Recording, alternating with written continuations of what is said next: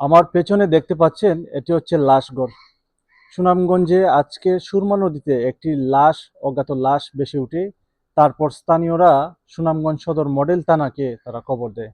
তাৎক্ষণিক সুনামগঞ্জ সদর মডেল থানার অফিসার ইনচার্জ রতন শেখ সঙ্গে ফোর্স নিয়ে ঘটনাস্থলে পৌঁছে লাশ উদ্ধার করে এই মুহূর্তে সুনামগঞ্জ 250 শয্যা সদর হাসপাতালের যে মর্গটি রয়েছে সেখানে লাশ রয়েছে।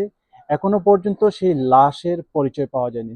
তবে ওসি রতন শেখ আমাদেরকে জানিয়েছেন যে লাশের পরিচয় শনাক্তর জন্য পিবিআইকে তারা ইতিমধ্যে অবগত করেছেন। আমরা আরো জানার চেষ্টা করব সুনামগঞ্জ সদর থানার অফিসার ইনচার্জ রতন শেখের কাছ থেকে। আপনারা যে বিষয়টা আমার কাছে জানতে চাইছেন, এই মুহূর্তে আমি একটা নদীর পাড়ে, সুরমা নদীর পাড়ে, একজন গণমাধ্যম কর্মী সকালবেলা ফোন করলো যে নদীতে একটা 40-45 বছরের একটি লাশ ভেসে আসছে।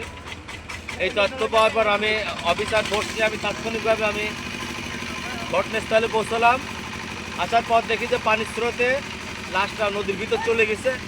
তখন স্থানীয় একজন নৌকা মাঝির সহায়তায় আমি নদীর ভিতরে যে লাশটাকে নিয়ে আসলাম। পরবর্তী তার স্রোত রিপোর্ট তৈরি করলাম। এখানে লাশের গলায় একটা গামছা পেঁচানো দেখা যাচ্ছে এবং তার বয়স 40-45 বছর হবে। তার পরনে একটা নীল হাফ প্যান্ট এবং তার গায়ে একটা টি শার্ট আছে।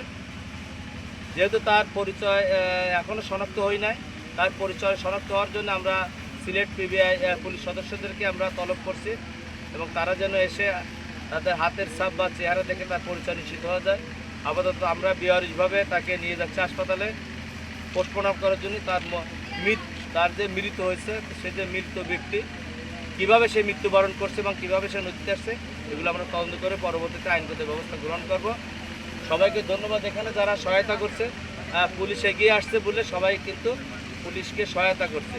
আমি চাই যেভাবে আমাকে সহায়তা করলো, আমার কাজকে সহায়তা করলো, এইভাবে যেন সমস্ত সারা বাংলাদেশের জনগণ যেন পুলিশের সহযোগিতা এগিয়ে আসে ভালো ভালো কাজের জন্য। ধন্যবাদ আপনাকে।